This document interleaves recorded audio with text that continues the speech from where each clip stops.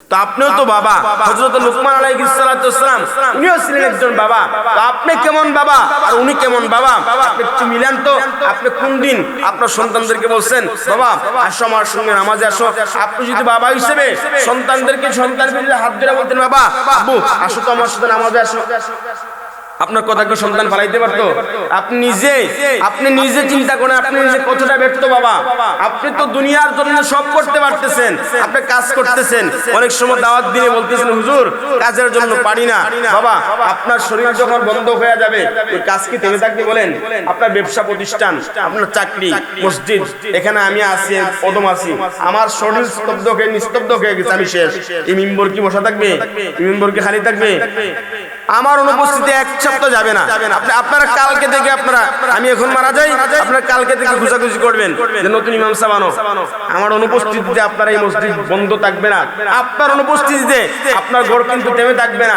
আপনার সন্তান, আপনি আছেন পরিবারের প্রধান, আপনি পরিবারের মূল। আপনার কারণে পরিবারের সংসারে রুজি হইতেছে, কামাই হইতেছে, আপনার মাধ্যমে আল্লাহ পাক আপনার সন্তানদেরকে চালাইতেছেন। এখন আপনি যদি মারা যান, আপনার সন্তান, আপনার বিবি বাচ্চা না খেয়ে থাকবে? আপনি বলেন না খেয়ে থাকবে? কোন এক মাধ্যমে আল্লাহ পাক কিন্তু খাওয়াইবে। অনেক সময় দেখা গেছে সন্তানকে রাইখা বাবা ছোটবেলায় মারা গেছে, মায়ের আর কিছু নাই, অথবা মা, অনেক সন্তান যেমন আছে মাও নাই বাবাও নাই, এরকম সন্তান। আচ্ছা ওই সন্তান কি ছোটবেলা থেকে বড় হইছে আল্লাহ কি না খাওয়াই রাখছে? আল্লাহ যে কোনো এক মাধ্যমে খাওয়াইতেছে, যে কোনো এক মাধ্যমে চলাইতেছে। তো আপনার অনুপস্থিতিতে আপনার কোনো সংসার, আপনার কোনো ব্যবসা প্রতিষ্ঠান, আপনার কোনো কিছু থেমে থাকবে না, সব কিছু তার গতিতে চলতে থাকবে, কিন্তু আপনি বন্ধ হয়ে যাবেন। আর আওয়াজ করে জোরে বলেন হিসাব কার কাছে দেওয়া লাগবে? আল্লাহর কাছে। দুনিয়ার মানুষদেরকে আল্লাহ পাক যতটা নিয়ামত আমারে আপনারে আল্লাহ পাক দিবেন, হাত নামক নিয়ামত, পা নামক নিয়ামত, জবান নামক নিয়ামত আল্লাহ পাক দিলেন। আল্লাহ পাক বলেন সুম্মা লাতুসআলুন্না ইয়াউমা ইযিন আনিন নাঈম। বান্দারে শুনো, তোমার প্রত্যেকটা নিয়ামতের হিসাব আমি আল্লাহ পাকের কাছে দেওয়া লাগবে।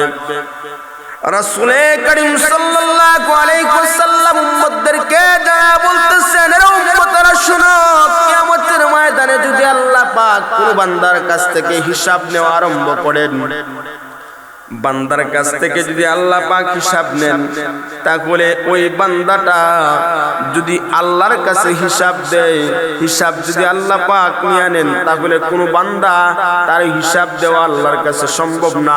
আর যে ব্যক্তি হিসাবের কাঠগড়ায় দাঁড়াবে ওই ব্যক্তির জান্নাতে যাওয়া কোনোদিন সম্ভব হবে না। কারণ হলো আপনি আপনার দিকে চিন্তা করেন, যদি আল্লাহ পাক আপনার থেকে হিসাব নেন তাহলে আপনার পক্ষে হিসাব দেওয়া সম্ভব নয় আল্লাহর কাছে। একদিন আপনি কালকে কি কি করছেন, এখন তো আপনি কালকের হিসাব আপনি বলতে পারবেন না। আবার আপনার এত বড় লম্বা একটা জিন্দেগির হিসাব আল্লাহর কাছে আপনি দিবেন। আর হিসাবের কাঠগড়া যদি আল্লাহ পাক দাঁড় করাইয়া দেন, বান্দা জান্নাতে যাওয়া কোনোদিন সম্ভব হবে না। এবং আরেকটা হাদিসটা হলো রাসূল করিম সাল্লাল্লাহু আলাইহি ওয়াসাল্লাম বলেছিলেন যে ধনীর 500 বছর আগে গরিব জান্নাতে যাবে। ধনীর 500 বছর আগে গরিব কি যাবে? জান্নাতে যাবে। এই হাদিসটা শুনে হযরত উসমান রাদিয়াল্লাহু তাআলা বলতেছেন নবী এটা কিভাবে সম্ভব? আমি তো ইবাদত করতেছি, তাহলে আমি কেন 500 বছর পরে জান্নাতে যাব? রাসূল করিম সাল্লাল্লাহু আলাইহি ওয়াসাল্লাম এক গরিব সাহাবী আনলেন, আর উসমান রাদিয়াল্লাহু তাআলা দাঁড়ানো। তো আল্লাহর নবী ওই সাহাবীরে বলছেন, গরিব সাহাবীরে বলছেন যে তোমার সম্পদের হিসাবগুলো তুমি আমার কাছে দাও। গরিব সাহাবীটা আল্লাহর নবীর কাছে সম্পদের হিসাব দিল। একেবারে অল্প সময়ের ভিতরে তার যত সম্পদ আছে সমস্ত সম্পদের হিসাব সে দিয়ে দিল। হযরত উসমান রাদিয়াল্লাহু তাআলা ছিলেন, তো উসমান রাদিয়াল্লাহু তাআলা মুরব্বি সাহাবী ছিলেন, আবার আল্লাহর নবীর দুইজন মেয়ের জামাই, এজন্য উসমানকে বলা হয়তো উসমানে জিন নুরাইন, অর্থাৎ রাসূল সাল্লাল্লাহু আলাইহি সাল্লামের দুইটা নূরে আল্লাহ হযরত উসমান বিয়ে করছেন, অর্থাৎ আল্লাহর নবীর দুই মেয়েরে বিয়ে করছেন হযরত উসমান, যার জন্য উসমানকে বলা হয়তো উসমানে জিন নুরাইন। উসমান রাদিয়াল্লাহু তাআলা কে আল্লাহর নবী তারপরে বলতেছেন উসমান তোমার সম্পদের হিসাবটা একটু দাও। এখন গরিব লোকটা সম্পদের হিসাব দিয়ে দিল খুব তাড়াতাড়ি। এখন উসমান রাদিয়াল্লাহু তাআলা সম্পদের হিসাব দেওয়া শুরু করলেন। এখন ওসমান রাদিয়াল্লাহু তাআলা আনহু তো সম্পদশালী ছিলেন। এখন উনি যখন সম্পদের হিসাব দিতেছেন, মানে আপনার সম্পদের পরিপূর্ণ হিসাব দিতে পারেন নাই, বেড়া সেরা লাগাইছেন, সম্পদের হিসাব দিতে পারেন নাই। এজন্য আল্লাহ নবী বলছেন যে তোমার সম্পদগুলা যদি তুমি সঠিক পথে ব্যয় না করো, এই সম্পদের হিসাব তুমি দিতে গিয়ে আটকে যাবে। কারণ এই সম্পদটাও কিন্তু আল্লাহর পক্ষ থেকে একটা নিয়ামত। আল্লাহ পাক কোন মানুষকে আল্লাহ পাক ধন দিয়ে পরীক্ষা করে, সম্পদ দিয়ে কোন মানুষকে আল্লাহ পাক পরীক্ষা করে। এই সম্পদ যে আল্লাহ পাক দিয়েছেন এটাও নিয়ামত। আর এই সম্পদ আপনার সকালে আছে, বিকালে আপনার নাও থাকতে পারে। এজন্য দ্বীনি কাজে আপনি যত সম্পদ ব্যয় করবেন, এই সম্পদের আপনার এই সম্পদ যে আপনি দ্বীনি কাজে ব্যয় করতেছেন, দুনিয়াতে তো আপনি ফল পাবেন, মৃত্যুর পরেও আপনার এই ফলটা আল্লাহ পাক আপনারে দিবেন। হাদিসের মধ্যে আসছে, আল্লাহ নবী বলেন, কোন মানুষ যদি আল্লাহর রাস্তায়, আল্লাহর পথে যদি একটা পয়সা যদি ব্যয় করে, আল্লাহর দ্বীনের পথে যদি বান্দা একটা পয়সা ব্যয় করে, তাহলে ওই সম্পদটা কিয়ামতের ময়দানে ওই সম্পদটা পাহাড়ের সমান উঁচা হয়। সুবহানাল্লাহ, উহুদ পাহাড়ের সমান হয়। কেমন হয়? আল্লাহ নবী বলছেন, বান্দা তুমি তো সম্পদ দান করলা দ্বীনের পথে, তুমি তো দ্বীনের পথে সম্পদ দান করলা, তুমি তো দিয়া দিছো সম্পদ দ্বীনের পথে, 1 টাকাই দেও আর 10 টাকাই দেও, তুমি তো দিছো। কিন্তু তোমার এই দানটা আল্লাহ পাক পছন্দ করছেন। আর ওই পছন্দ করিয়া মানুষ যেমন দুনিয়াতে, আল্লাহ নবী যখন বলছেন তখন তো আপনার দুনিয়াতে আপনার এরকম গরু ছিল না, তখন ছিল দুনিয়াতে উট ছিল, ঘোড়া ছিল। আল্লাহ নবী বলছেন যে একটা উট অথবা ঘোড়ার বাচ্চা যখন মানুষ, আপনার ছোট বাচ্চা, উটের বাচ্চা অথবা ঘোড়ার বাচ্চা, এটা ছোট, এই ঘোড়ার বাচ্চাটারে যেমন মানুষ দুনিয়াতে আসার পরে, এই ঘোড়ার বাচ্চাটা জন্ম নেওয়ার পরে ওটারে পালতে পালতে পুষতে পুষতে ওটারে বড় করে, আল্লাহ নবী বলছেন যে তুমি যে দ্বীনের পথে দান করলা, তোমার এই দানটারও আল্লাহ পাক ওই বাচ্চার মতো পালতে পালতে পালতে পালতে তোমার এই 1 পয়সা 1 টাকার দানটারে আল্লাহ পাক উহুদ পাহাড় পরিমাণ সব আল্লাহ দান করেন। সুবহানাল্লাহ, এই যে আল্লাহ পাক এই দানটারে পালেন, আল্লাহ পাক কথাটা কি মিথ্যা নাকি সত্য? হাদিসের কথা, যে এই দানটা, তোমার এই দানটারে আল্লাহ পাক পালতেছেন। তুমি তো জানো না বান্দা, তুমি তো শুধু দান করলা, কিন্তু তোমার এই দানটারে আল্লাহ পাক মুহাব্বতে পালতেছেন, পালতে পালতে বুঝতে বুঝতে তোমার এই দানটারে আল্লাহ পাক বিশাল বড় আল্লাহ পাক করে দেন। যখন কিয়ামতের ময়দানে তোমার দানটারে দেখানো হবে, তুমি চিন্তা কল্পনাও করতে পারবে না, দুনিয়াতে দিস্তাম সামান্য, কিন্তু এটা এত বড় হইল কিভাবে? এজন্য দ্বীনের পথে যদি সম্পদ ব্যয় করেন, এই সম্পদটা দ্বীনের পথে আপনি ব্যয় করছেন, কিন্তু এই সম্পদটা আপনার কাজে আসবে মৃত্যুর পরে। আর দ্বীনের পথ ছাড়া ভিন্ন পথে, হারামি পথে, নাফরমানি পথে, গুনাহের পথে যদি আপনি সম্পদটা ব্যয় করেন, আর এই সম্পদ গুনাহের পথে সম্পদ ব্যয় করাটা, এটা হবে আমার আপনার জন্য জাহান্নামে যাওয়ার কারণ। এজন্য সম্পদটাও আল্লাহর পক্ষ থেকে নিয়ামত। তো আল্লাহ পাক তো এমনও তো দুনিয়াতে এমনও আছে, সকালের কোটিপতিওয়ালা বিকালে ফকির হইছে, আবার সকালে ফকিরওয়ালা বিকালে আল্লাহ পাক কোটিপতি বানায়া দিচ্ছে। আল্লাহ চাইলে কি পারেন না? বলেন, আল্লাহ চাইলে সম্ভব। এই দেখছেন না গত বছর 2023 সম্ভবত, এই যে আপনার তুরস্ক ভূমিকম্প হয়েছিল, তুরস্ক যখন ভূমিকম্প হয়েছিল, আপনারা সোশ্যাল মিডিয়ার যুগ, আপনারা তো জানেন, এই যে আপনার সকালের কোটিপতিওয়ালা 10টা 5টা বিল্ডিং এর মালিক, আপনার বিকাল বেলা 10 টাকার একটা বোনের মালিক, 10 টাকার বোনটাও নিজের না, আরেকজনে দিছে বিদেশে খাইতে পারছে, কিন্তু সে সকালেও 10টা 5টা বিল্ডিং এর মালিক ছিল। এজন্য আল্লাহ বলছেন সম্পদ নিয়ে বড়াই করো না, সম্পদ নিয়ে বড়াই করো না। এই যে সম্পদ নিয়ে তুমি বড়াই করতেছো, সম্পদ আল্লাহ দিয়েছেন, তোমার পরীক্ষা করতেছেন দ্বীনের পথে তুমি কিভাবে সম্পদ ব্যয় করতে পারো। এখন মানুষ আমরা এমন হইছি, দ্বীনের পথে সম্পদ ব্যয় আমরা কৃপণ, দুনিয়ার পথে ব্যয় করতে আমরা পারি। আপনি দেখেন না, ঈদের মার্কেটে আপনি যান, সন্তান নিয়ে, আপনার বিবি বাচ্চা নিয়ে মার্কেটে যান, দেখে আপনার 10,000 15,000 টাকা মার্কেট করে আপনার জন্য ব্যাপার না। অর্থাৎ না থাকলে, পকেটে না থাকলেও সন্তানের দিকে তাকাইয়া, বিবি বাচ্চার দিকে তাকাইয়া, তাদেরকে আনন্দ দেওয়ার জন্য, তাদেরকে খুশি করার জন্য প্রয়োজনে আপনি পুরান কাপড়ে ঈদ করবেন, তারপর রেইন করে হলো সন্তানদেরকে ভালো কাপড় পরাইয়া তাদের মুখে হাসি ফোটানোর জন্য আপনি হাজার চেষ্টা করবেন যে আমি নিজে প্রয়োজনে পুরান কাপড় দিয়ে ঈদ করব, নিজে প্রয়োজনে আমি ফাড়া জুতা দিয়ে আমি ঈদ করব, নিজে প্রয়োজনে ফাড়া জুতা নিয়ে চলবো, শীতের সিজন আসছে প্রয়োজনে আমি শীতের কাপড় গায়ে দিব না, তারপরে আমার সন্তানকে আমি একটু শীতের কাপড় দেওয়ার চেষ্টা করব। এটা হচ্ছে বাবা, এটা আপনি চেষ্টা করতেছেন। দিনের প্রতি আমরা আমাদের এই পরিমাণ নাই। আল্লাহ পাক কিয়ামতের ময়দানে বান্দারে বলবেন, বান্দা তুমি তো আমার কিছু দেও নাই। এটা হাদিস যে আল্লাহ পাক কিয়ামতের ময়দানে বান্দারে বলবেন, বান্দা তুমি কি আমার দিছো সম্পদ দুনিয়াতে, এখন বান্দা বলবে আল্লাহ তোমার সম্পদ আমি কিভাবে দিতাম? তখন আল্লাহ পাক বলবেন যে তুমি যদি দিনের পথে সম্পদটা খরচ করতা, ওই দিনের পথে খরচ করা সম্পদটাই মানে আমার তুমি দিতে। সুবহানাল্লাহ। ওপর হাদিসে আল্লাহ বলেন যে একটা হাদিস আছে আল্লাহ পাক কিয়ামতের ময়দানে বান্দারে বলবেন, বান্দাকে বলবেন এরে বান্দা তুমি কি আমারে দেখতে গেছিলা, তুমি কি আমারে দেখছিলা? ওই দেখাটা কেমন যে বান্দা যদি অসুস্থ কোনো মানুষকে দেখে, আল্লাহ নবী বলেন যে অসুস্থ মানুষকে যদি বান্দা দেখে, ওই মানুষটা যদি বান্দা দেখতে যায়, আল্লাহ পাক বলেন বান্দা যখন অসুস্থ মানুষকে দেখতে গেল, ওই অসুস্থ মানুষের সাথে আমি আল্লাহ পাক থাকি। অসুস্থ মানুষকে দেখতে যাওয়া মানে আমি আল্লাহ দেখতে যাওয়া। সুবহানাল্লাহ। মানে অসুস্থ বান্দার পাশে আমি থাকি। অসুস্থ বান্দা বান্দাকে যখন মানুষ দেখতে যাবে, বান্দা তো আর আল্লাহর দেখা সম্ভব হবে না, আল্লাহ পাক বান্দার দেখতেছে। সুবহানাল্লাহ।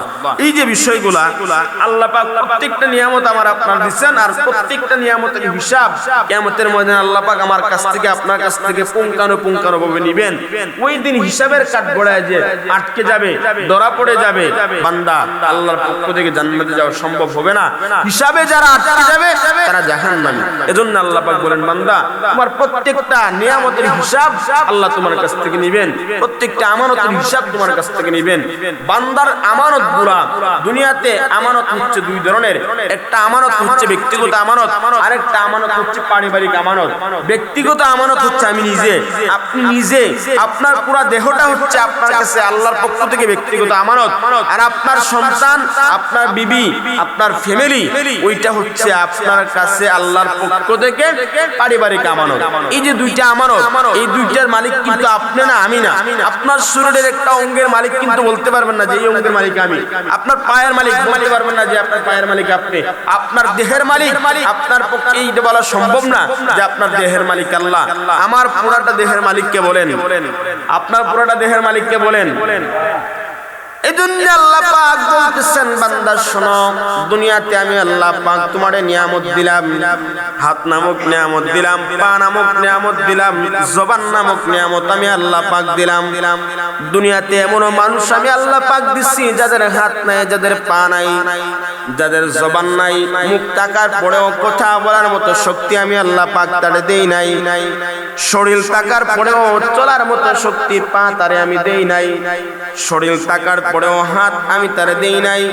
আল্লাহ বলেন বান্দারে তোমার যে নিয়ামতে দিলাম, তোমার নিয়ামতের হিসাব তুমি আমার কাছে দেওয়া লাগবে। আর তোমার নিয়ামতগুলা পুরো শরীরটা যে আমি আল্লাহ পাক তোমার নিয়ামত দিলাম, ওই নিয়ামতগুলা হলো আমি আল্লাহর পক্ষ থেকে তোমার কাছে ব্যক্তিগত আমানত।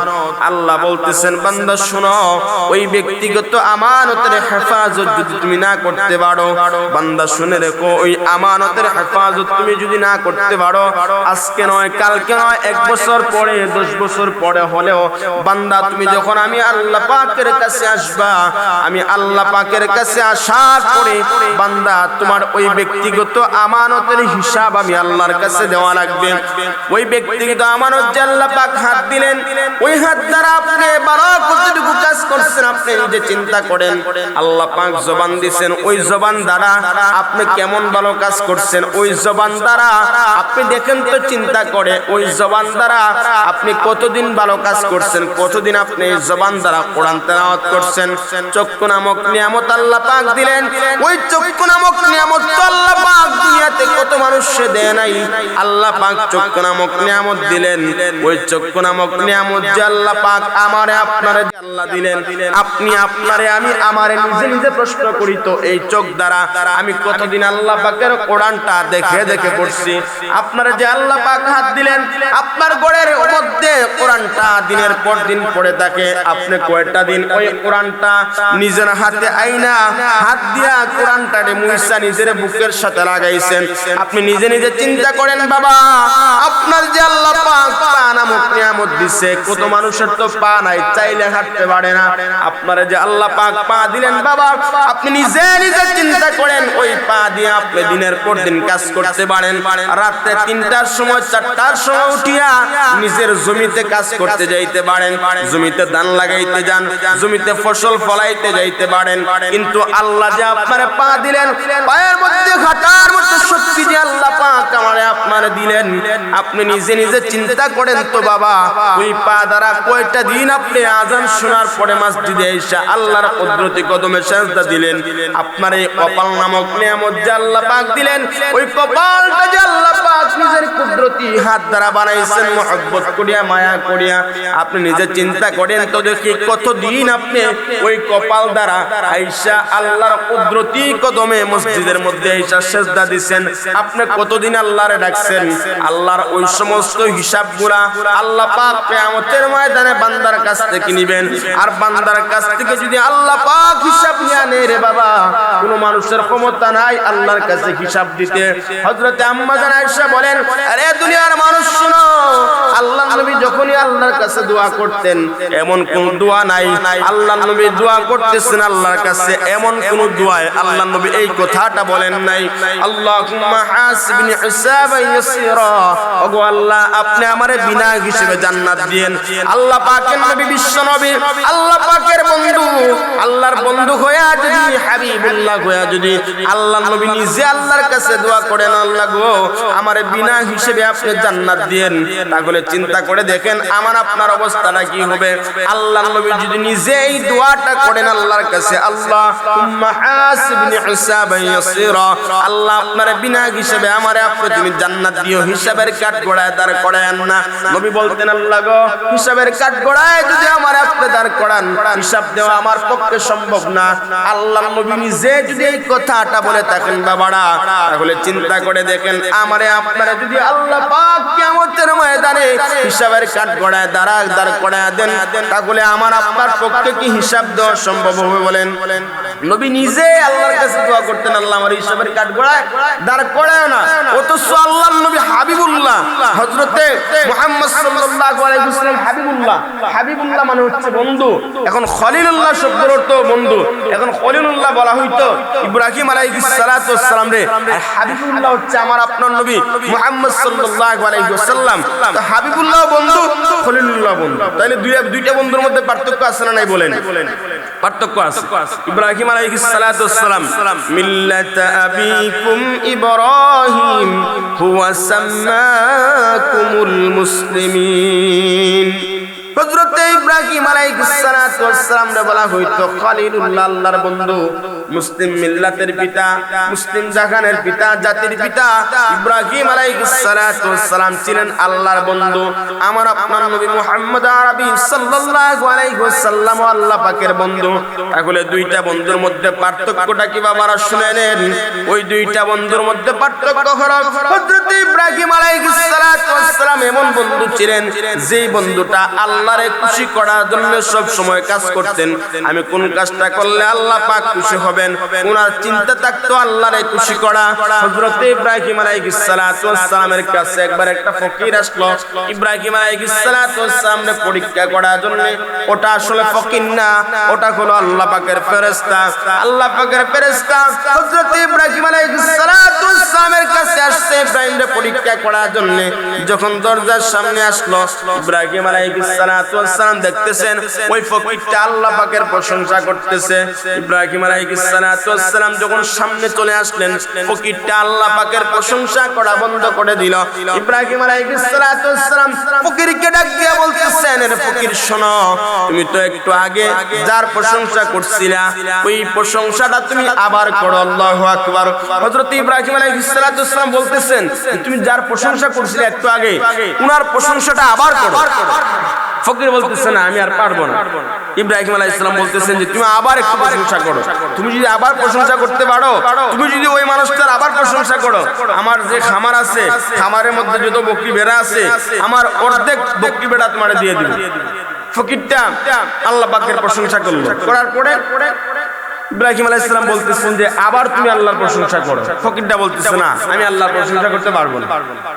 ইব্রাহিম আলাইহিস সালাম বলতেছেন আবার করো।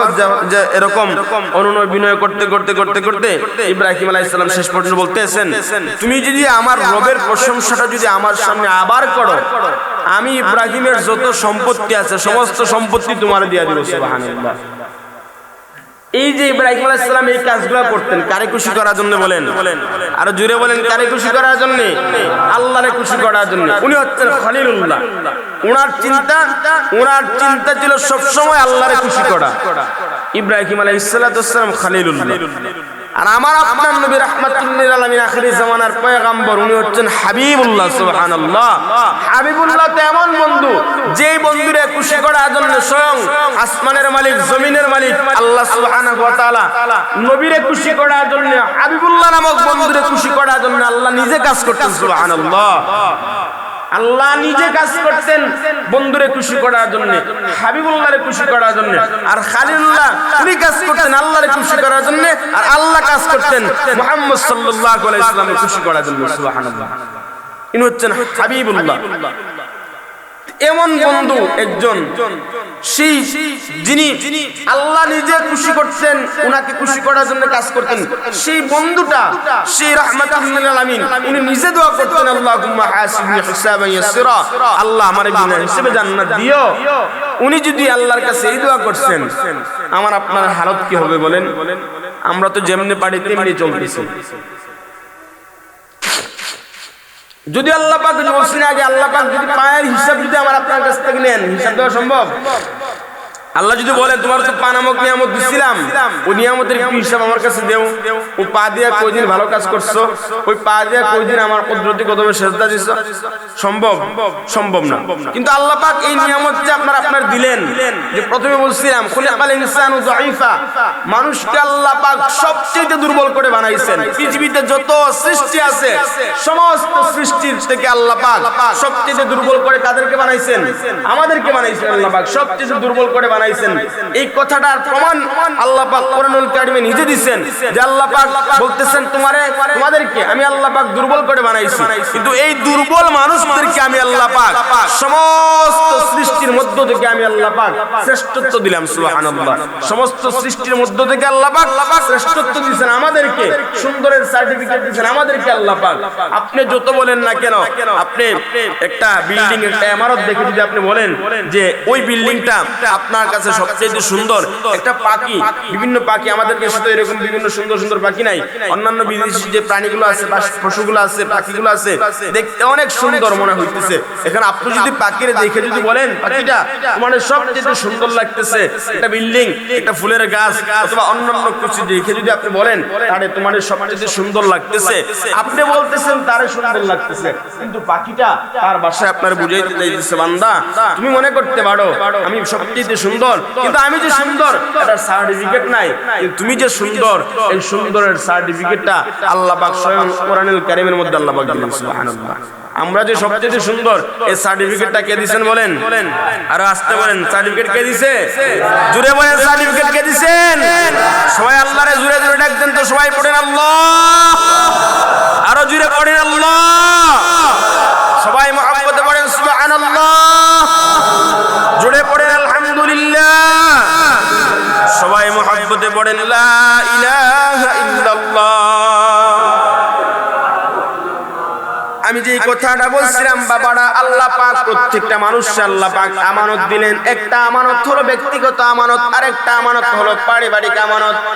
ব্যক্তিগত আমানত হলো আমার শরীরে যা কিছু আছে ব্যক্তিগত আমানত, আর যে পারিবারিক আমানত হলো ওই পারিবারিক আমানত হলো আপনার সন্তান, আপনার বিবি, আপনার পুরো ফ্যামিলিটা হলো পারিবারিক আমানত।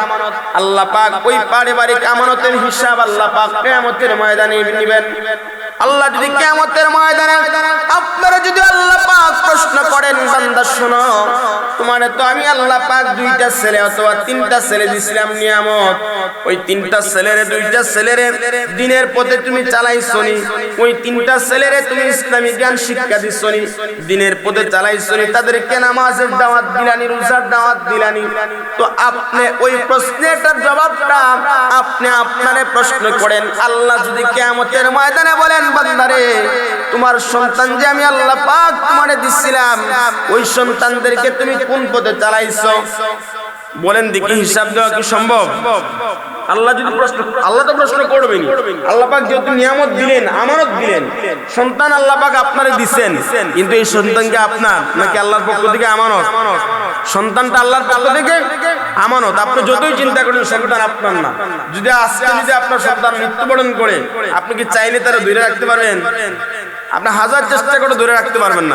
তার মানে এইটা হচ্ছে, এই সন্তানটা আল্লাহর পক্ষ থেকে আপনার কাছে আমানত। এই সন্তানের মায়া আপনার কাছে কতটা পরিমাণ বেশি? মূল মায়াটা কিন্তু সন্তানের নাই। আপনার যদি মূল মায়াটা থাকতো, একটা সন্তান দেখবেন বাবা মার সন্তানের প্রতি এমন মায়া। অনেক সময় সন্তান দুনিয়াতে আসে, আপনার পঙ্গু হয়ে আসে না, হাতে শক্তি নাই, পায়ে শক্তি নাই, একেবারে অবশ শরীর নিয়ে আসে। আচ্ছা বলেন দেখি, আজ পর্যন্ত আমি শুনি নাই একটা সন্তান যদি পঙ্গু হয়েও দুনিয়াতে আসে, ওই সন্তান জন্মের পর থেকে যদি অসুস্থ হয়, হাজার হাজার লাখ লক্ষ টাকা পর্যন্ত মা বাবা ওই সন্তানের প্রতি খরচ করে না? এখন সন্তান অনেক সময় আসে আপনার দুনিয়াতে, আল্লাহ পাক পরীক্ষা করে পাঠান, অনেক সময় দেখা যায় টুট নাই সন্তানের। এই সন্তানটা আপনার আসছে, আপনি যত আপনার যত মানে আপনার ভিতরে একটা ইয়ে থাকতে পারে যে আল্লাহ পাক আমার এমন সন্তান দিলেন, যে ওই সন্তানটা যদি অসুস্থ হয়, ওই সন্তানটা ছোটবেলায় অসুস্থ হয়েছে, ওই সন্তানটা জন্মের পর থেকে অসুস্থ, এখন দেখা গেছে ডেলিভারির পর থেকে সন্তানটা হসপিটালে, এই সন্তানের প্রতি আপনি লাখ লাখ টাকা খরচ করতে আপনার দিলটা একটু আপনার কাঁপে না? ঋণ করে হলেও, সম্পদ বিক্রি করে হলেও বাবা ওই সন্তানের পিছনে খরচ করে। তো সন্তানের প্রতি যে একটা মায়া বাবাকে মাকে আল্লাহ পাক দিবেন, এই সন্তান যে জাহান্নামের পথে যাইতেছে, এই খেয়াল কি বাবার আছে? এই খেয়াল কি একটা বাবার আছে? আপনি চিন্তা করেন যে আমার সন্তান যে দিনের পথে চলতেছে না, আমার সন্তানদেরকে আমি নামাজি যে বানাইতে পারলাম না, আমার সন্তানকে যে আমি মানুষের মতো মানুষ বানাইতে পারলাম না, আমার সন্তান যে তাকে যে জাহান্নামের দিকে সে যে নিয়ে যাইতেছে, আপনি বাবা হিসেবে আপনার সন্তানকে কি একটাবার দাওয়াত দিচ্ছেন যে বাবা আসো নামাজের দিকে, বাবা শিরিক করো না, নামাজ কোনোদিন ছাড়বা না? হযরত লুকমান আলাইহিস সালাতু ওয়াস সালাম সন্তানদেরকে শিক্ষা দিয়েছিলেন বাবা হিসেবে। হযরত লুকমান আলাইহিস সালাতু ওয়াস সালাম কোন নবী না, কোন সাহাবী না, কিন্তু লুকমান আলাইহিস সালাতু ওয়াস সালাম একজন সফল বাবা হিসেবে সন্তানদেরকে এমন উপদেশ দিয়েছিলেন। হযরত লুকমান আলাইহিস সালাতু ওয়াস সালাম সন্তানদেরকে এমন উপদেশ দিয়েছিলেন, এই উপদেশগুলা আল্লাহ পাকের কাছে এতটা পছন্দনীয় হয়েছে, আল্লাহ পাক লুকমান আলাইহিস সালাতু ওয়াস সালামের নাম সহ আল্লাহ পাক ওই উপদেশগুলা কোরআনুল কারীমের মধ্যে আল্লাহ পাক বর্ণনা করছেন। সুবহানাল্লাহ। অথচ কোন নবী না, কোন সাহাবী না, একজন বাবা হিসেবে তার সন্তানদেরকে এমন সুন্দর উপদেশ দিছিলেন। লুকমান আলাইহিস সালাতু ওয়াস সালাম বলেছিলেন, লা তুশরিক বিল্লাহ, এরে আমার সন্তানেরা শোনো, আল্লাহর সঙ্গে কোনোদিন শরীক করবা না, কোনোদিন নামাজ ছাড়বা না। লুকমান আলাইহিস সালাতু ওয়াস সালাম একজন বাবা হিসেবে সন্তানদেরকে এমন সুন্দর উপদেশ দিছিলেন, আর ওই উপদেশগুলা আল্লাহ পাকের কাছে এতটা পছন্দনীয় হইছে, আল্লাহ পাক উপদেশ সহ সন্তানদের উপদেশ সহ বাবার নাম সহ আল্লাহ পাক কোরআনুল কারীমের মধ্যে আনছেন। তো আপনিও তো বাবা, হযরত লুকমান আলাইহিস সালাতু ওয়াস সালাম উনিও ছিলেন একজন বাবা। তো আপনি কেমন বাবা আর উনি কেমন বাবা, আপনি একটু মিলান তো। আপনি কোন দিন আপনার সন্তানদেরকে বলছেন বাবা আসো আমার সঙ্গে নামাজে আসো? আপনি যদি বাবা হিসেবে সন্তানকে যদি হাত ধরে বলতেন বাবা আব্বু আসো তো আমার সাথে নামাজে আসো, আপনার কথা কি সন্তান ফালাইতে পারতো? আপনি নিজে চিন্তা করেন, আপনি নিজে কতটা ব্যর্থ বাবা। আপনি তো দুনিয়ার জন্য সব করতে পারতেছেন, আপনি কাজ করতেছেন, অনেক সময় দাওয়াত দিয়ে বলতেছেন হুজুর কাজের জন্য পারি না। বাবা আপনার শরীর যখন বন্ধ হয়ে যাবে ওই কাজ কি থেমে থাকবে বলেন? আপনার ব্যবসা প্রতিষ্ঠান, আপনার চাকরি, মসজিদ, এখানে আমি আছি, কদম আছি, আমার শরীর নিস্তব্ধ হয়ে গেছে, আমি শেষ। এই মিম্বর কি বসা থাকবে? মিম্বর কি খালি থাকবে? আমার অনুপস্থিতি এক সপ্তাহ যাবে না। আপনারা কালকে থেকে আপনারা, আমি এখন মারা যাই, আপনারা কালকে থেকে খুঁজাখুঁজি করবেন যে নতুন ইমাম সাহেব আনো। আমার অনুপস্থিতিতে আপনার এই মসজিদ বন্ধ থাকবে না। আপনার অনুপস্থিতিতে আপনার ঘর কিন্তু থেমে থাকবে না। আপনার সন্তান, আপনি আছেন পরিবারের প্রধান, আপনি পরিবারের মূল। আপনার কারণে পরিবারের সংসারে রুজি হইতেছে, কামাই হইতেছে, আপনার মাধ্যমে আল্লাহ পাক আপনার সন্তানদেরকে চালাইতেছেন। এখন আপনি যদি মারা যান, আপনার সন্তান, আপনার বিবি বাচ্চা না খেয়ে থাকবে? আপনি বলেন না খেয়ে থাকবে? কোনো এক মাধ্যমে আল্লাহ পাক কিন্তু খাওয়াইবে। অনেক সময় দেখা গেছে সন্তানকে রাইখা বাবা ছোটবেলায় মারা গেছে, মায়ের আর কিছু নাই, অথবা মা, অনেক সন্তান যেমন আছে মাও নাই বাবাও নাই, এরকম সন্তান। আচ্ছা, ওই সন্তান কি ছোটবেলা থেকে বড় হইছে? আল্লাহ কি না খাওয়াই রাখছে? আল্লাহ যে কোনো এক মাধ্যমে খাওয়াইতেছে, যে কোনো এক মাধ্যমে চলাইতেছে। তো আপনার অনুপস্থিতিতে আপনার কোনো সংসার, আপনার কোনো ব্যবসা প্রতিষ্ঠান, আপনার কোনো কিছু থেমে থাকবে না, সব কিছু তার গতিতে চলতে থাকবে, কিন্তু আপনি বন্ধ হয়ে যাবেন। আপনার জমিনে ফসল ফলাইতেছেন, আপনি এখন ফসল ফলাইতেছেন, এই যে কথার কথা মনে করেন যে আপনাদের, আমরা ওই যে জাহির আলী চাচা যে মারা গেছিলেন ওই বাড়ি, উনি সম্ভবত আপনার ওই যে সম্পদের সিজনে মারা গেছিলেন, যখন রোয়া হইতো ওই সিজনে। উনি মারা যাওয়ার পরে ওনার যে সম্পদগুলা ছিল, যে ক্ষেত রনি হইতো, ওই ক্ষেতগুলা কি জমি হইছে না? নাকি হইছে জমি? দান ফলাইছে না? মানে দান কিন্তু ফলাইছে, উনি নাই। এইরকম করে আপনি এখন রইতেছেন, রোয়ার মধ্যখানে আপনি নাই, কিন্তু আপনার জমিতে ফসল ঠিকই ফলবে, কিন্তু আপনি নাই। এজন্য বাবারা নিজেকে বুঝান, এখনো সময় আছে, আমরা আমাদেরকে সংশোধন করি। যদি আমরা আমাদের ভুলগুলা বুঝতে পারি, আমাদের এই ভুলগুলা শুধরে যদি আমরা সামনের জিন্দেগিতে সুন্দর করে আল্লাহর ইবাদত করি, আল্লাহকে খুশি করার জন্য যদি আমরা চেষ্টা করি, আমাদের গুনার জন্য যদি, আমাদের অপরাধের জন্য, পাপের জন্য যদি আমরা আল্লাহ পাকের কাছে তওবা করি, আল্লাহ পাকের কাছে মাফ চাই, আমরা যদি এটা বুঝতে পারি, তাহলে আমাদের সামনে দুনিয়াতে আমরা যতদিন বাঁচবো, ওই দুনিয়ার জিন্দেগিটাও আমার আপনার সুন্দর হবে, আর মৃত্যুর পরেও আল্লাহর পক্ষ থেকে বিশাল একটা পুরস্কার পাবো।